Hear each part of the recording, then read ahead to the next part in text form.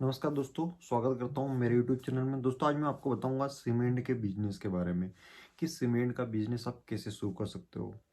दोस्तों, सबसे पहले सीमेंट का बिजनेस शुरू करने से पहले आपको आइडिया ले लेना चाहिए कि उसमें कितना इन्वेस्टमेंट करना पड़ेगा, कितना प्रॉफिट रहेगा और आपको क्या क्या लाइसेंस की ज़रूरत पड़ेगी। इन सारी चीज़ों के बारे में मैं बता दूंगा।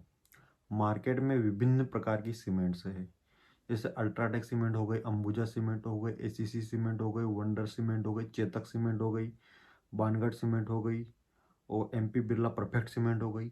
ऐसे कई प्रकार के सीमेंट के ब्रांड्स अवेलेबल हैं। आपको वो सीमेंट लेना है जो आपके क्षेत्र में ज़्यादा बिकता हो। जैसे कई क्षेत्र में माइसिम सीमेंट बहुत ज़्यादा बिकता है, ठीक है, और कई क्षेत्र में अल्ट्राटेक ज़्यादा बिकता है। तो आपको लोगों की डिमांड के ऊपर सीमेंट का बिजनेस शुरू करना चाहिए कि आपके क्षेत्र में कौन सी सीमेंट ज़्यादा चल रही है, ठीक है।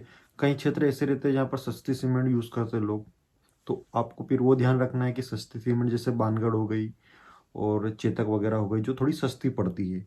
अल्ट्राटेक, एसीसी, अंबुजा ये थोड़ी महंगी पड़ती है, लेकिन ये ब्रांड है, इसमें मार्जिन कम रहता है। ये कई क्षेत्र में ज़्यादा बिकती है। बहुत सारे मतलब ज़्यादातर यही सीमेंट बिकती है। अंबुजा हो गया, अल्ट्राटेक हो गया, एसीसी हो गया। अल्ट्राटेक बहुत ज़्यादा बिकती है क्योंकि इसका मार्केट बहुत बड़ा हुआ है, फिर बहुत फैला हुआ है, लोग सभी जानते हैं अल्ट्राटेक के बारे में। तो दोस्तों, आपको ये ध्यान रखना है, आपको सबसे पहले ब्रांड देखना है कि कौन सा लेना है। उसके बाद आता है दोस्तों कि आपको कितना इन्वेस्टमेंट लगेगा। मैं सारी चीज़ें बताऊंगा आपको एक एक करके कि आपको कैसे बेचना है, कैसे मार्केटिंग करना है, कैसे लोगों से संपर्क बनाना है, सारी चीज़ें बताऊंगा, लेकिन एक एक करके। अब बात आती है दोस्तों कि आप सीमेंट की एजेंसी कैसे लोगे। आपको जिस भी कंपनी की, मैंने कई कंपनियों के नाम बताया अभी, आपको जिस भी कंपनी की सीमेंट का ब्रांड चाहिए, आप उस कंपनी के अधिकारी से मिलिए। आपके ज़िले में, हर ज़िले में एक अधिकारी अवेलेबल रहता है कंपनी का, तो उससे जाके आपको मिलना है, बातचीत करना है और अपने सीमेंट, उस सीमेंट ब्रांड की डीलरशिप या रिटेलरशिप लेना है। आपको माल कहीं से नहीं मिलेगा, आपको सिर्फ और सिर्फ कंपनी से ही माल मिलेगा, ठीक है। आप अगर डीलर बन रहे हो तो आपको कंपनी से ही माल मिलेगा, ठीक है। कंपनी का गोडाउन से, कंपनी के डिपो रहता है, तो वहाँ से ही आपको सीमेंट मिलेगी। मान लो आपने अल्ट्राटेक सीमेंट की एजेंसी ली, तो आपको अल्ट्राटेक सीमेंट में शुरुआत में दो तरीके से आप सीमेंट का बिजनेस शुरू कर सकते हो। एक तो रिटेलरशिप बन के, एक डीलरशिप लेकर। डीलर बड़े होते हैं, रिटेलर डीलर के अंडर में आते हैं, यानी कि जो उनका पैसे का लेन देन होता है रिटेलर का, वो डीलर से होता है और डीलर का डायरेक्ट कंपनी से होता है, ठीक है। डीलर और रिटेलर दोनों कंपनी से जुड़े हुए होते हैं, लेकिन रिटेलर का पैसे का जो लेन देन होता है वो डीलर से होता है और डीलर का कंपनी से होता है। दोनों को स्कीम्स का फ़ायदा मिलता है। कंपनियां, स्कीम आती है कंपनी की, वो आपको बताएंगे भाई आपको 3 महीने में इतना बेचना है, इतना बेच दिया तो हम ये गिफ्ट आपको दे देंगे, वो टूर दे देंगे। इस प्रकार के टूर्स वगैरह भी आते हैं कंपनियों में सीमेंट की, ठीक है दोस्तों। तो आपको मैंने बता दिया है कि आपको माल कंपनी से मिलेगा। अगली चीज़ आती है दोस्तों कि आपको इन्वेस्टमेंट कितना करना पड़ेगा। अब मैंने बताया आपको डीलर और रिटेलर। आप अगर डीलरशिप ले रहे हो तो आपको 2 से 2.5 लाख रुपए आपको कंपनी में रजिस्ट्रेशन करवाने के लिए डीडी जमा कराना पड़ेगा, ताकि कंपनी से आपका लेन देन हो जाए। अब आपको अगर डीलरशिप चाहिए और रिटेलरशिप चाहिए, डीलरशिप के लिए 2 से 2.5 लाख रुपए और रिटेलरशिप के लिए 20 से 25 हज़ार रुपये आपको कंपनी में जमा कराने पड़ते हैं, ठीक है। अब दोस्तों बात आती है कि आप क्या बनते हो। अगर आप डीलर बनते हो तो 2.5 लाख रुपए जमा कराने पड़ेंगे और रिटेलर बनते हो तो कंपनी में 25 हज़ार रुपये जमा कराने पड़ेंगे।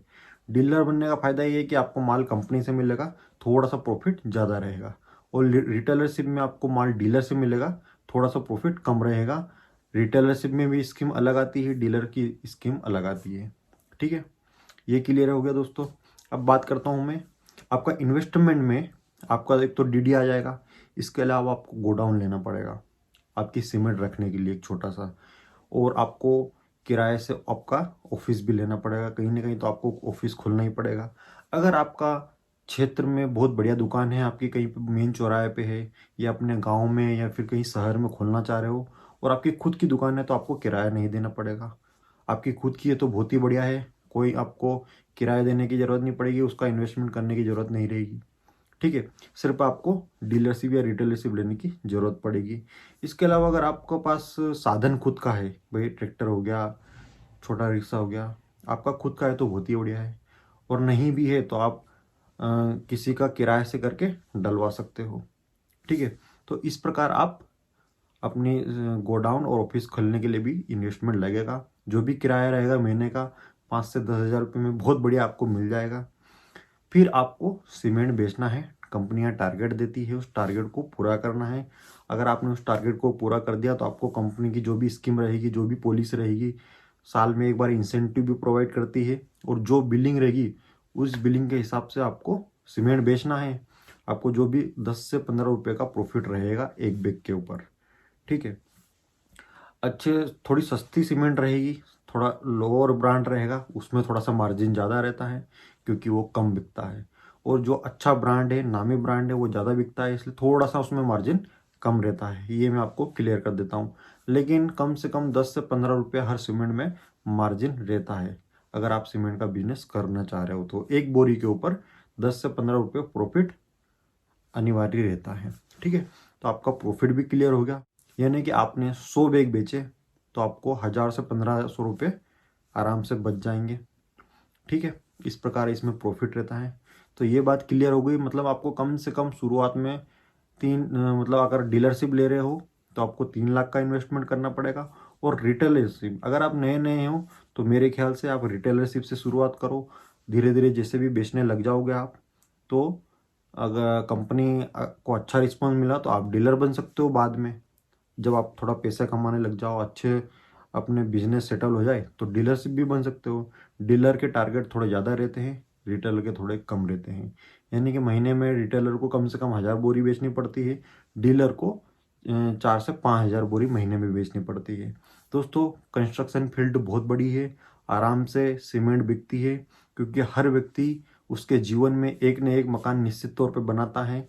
और भारत देश में बहुत बड़ी आबादी है, तो हर व्यक्ति एक न एक तो मकान उसके जीवन में बनाता ही है। तो सीमेंट का बिकना तो निश्चित तौर पे तय है, क्योंकि जो मकान की लाइफ होती है दोस्तों वो होती है 50 से 60 साल। उसके बाद आदमी उसको तोड़वा लेता है। तो आपको निश्चित तौर पर आपकी सीमेंट बिकेगी। इसके अलावा घर बनाने के अलावा दोस्तों रोड वर्क हो गया, ब्रिज वर्क हो गया, टंकी का काम हो गया, नालियों का काम हो गया, सरकारी के थोड़े बहुत अस्पताल के काम हो गए। तो इस प्रकार सीमेंट का बिकना तो निश्चित तौर पर तय है। तो आपका बिजनेस भी अगर आपने पहचान बना ली, मार्केट में जगह बना ली, तो निश्चित तौर पर आपका माल बिकना जायज़ है। ठीक है, तो इस प्रकार भी आप अपना बिजनेस आगे बढ़ा सकते हो। इसके अलावा दोस्तों मैंने प्रॉफिट मार्जिन की बात कर दी, इन्वेस्टमेंट की बात कर दी। अब आप मार्केटिंग कैसे करोगे? ठीक है, इसके अलावा इससे पहले मैं बता दूं आपको कि आपको लाइसेंस की किस किस लाइसेंस की ज़रूरत पड़ेगी। आपको कंपनी में जीएसटी लाइसेंस बहुत ज़रूरी है, जीएसटी बनवाना बहुत ज़रूरी है। आपका जीएसटी ऑनलाइन बन जाएगा वकील के थ्रू, और आप उसको बनवा लेना। जीएसटी नंबर आएगा आपका, आपको बैंक में अकाउंट खुलवाना पड़ेगा।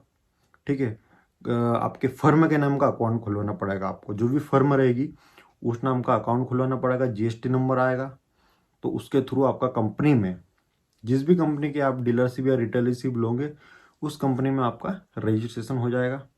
तो आपको जीएसटी बहुत अनिवार्य है और कंपनी में रजिस्ट्रेशन करवाना अनिवार्य है। तो उसमें आधार कार्ड, पैन कार्ड और ये 2-3 जो कार्ड है ये लगेंगे। तो आपको वहाँ पे जमा कराना है कंपनी में। और कंपनी में रजिस्ट्रेशन से पहले जीएसटी नंबर मांगते हैं, तो वो आपको कंपनी को देना है। क्योंकि बिजनेस अगर आप शुरू कर रहे हो तो जीएसटी किसी भी बिजनेस में, छोटे से छोटे बिजनेस में, मेरे ख्याल से 1-2 बिजनेस ही होंगे जिसमें जीएसटी की जरूरत नहीं पड़ती है। लेकिन लगभग लगभग 95% बिजनेस में जीएसटी की जरूरत पड़ती है, क्योंकि गवर्नमेंट जो टैक्स काटती है वो इसी कारण टैक्स कटता है, क्योंकि जीएसटी नंबर के कारण आपके। ठीक है, तो दोस्तों आपको जीएसटी नंबर अनिवार्य रहेगा। और इसके अलावा आपको फिर कंपनी में रजिस्ट्रेशन हो जाएगा, उसके थ्रू आपको सीमेंट मिलेगी, आप मार्केट में बेच सकते हो। कंपनी भाड़ा भी प्रोवाइड करती है। भाई कंपनी के गोडाउन से कहीं पर भी सीमेंट गई, थोड़ी दूर गई तो थोड़ा भाड़ा थोड़ा कंपनी ज़्यादा देगी, 10 से 15 रुपये देगी।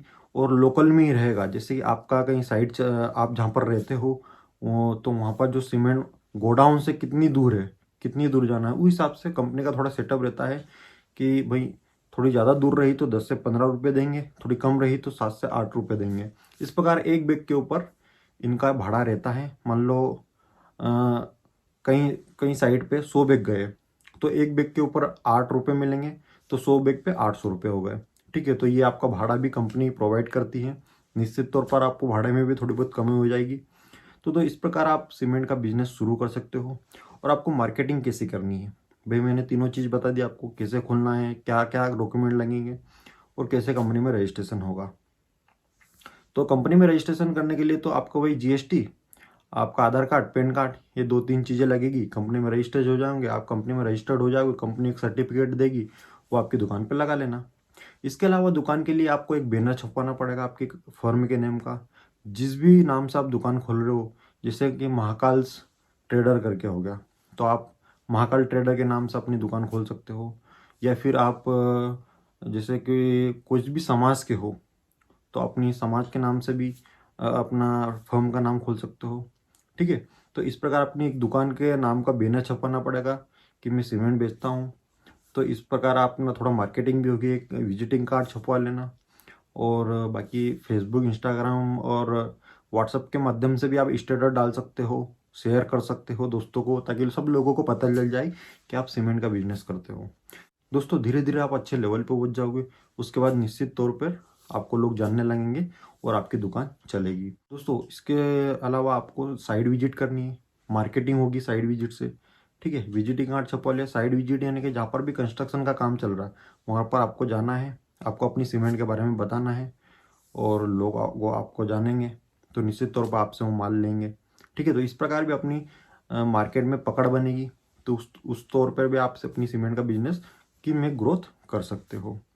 तो साइड विजिट हो गया। और आप मीटिंग वगैरह भी करा सकते हो। जैसे ठेकेदार इसमें की कस्टमर होता है, ठेकेदार मेन रोल निभाता है सीमेंट में, क्योंकि ठेकेदार एक ऐसा व्यक्ति है जो सीमेंट को यूज़ करता है। ठीक है, तो आप उसको भी एक बुला के, जो भी आपके क्षेत्र में ठेकेदार काम कर रहे हैं उनको भी बुला के एक मीटिंग ले सकते हो और मीटिंग कर सकते हो, ताकि उनको पता लग जाए कि हाँ आप सीमेंट बेचते हो, छोटा मोटा उनको गिफ्ट दे सकते हो। तो इस प्रकार भी आप अपनी दुकान की मार्केटिंग कर सकते हो। तो दोस्तों उम्मीद करता हूँ कि आपको मेरा ये वीडियो पसंद आया होगा।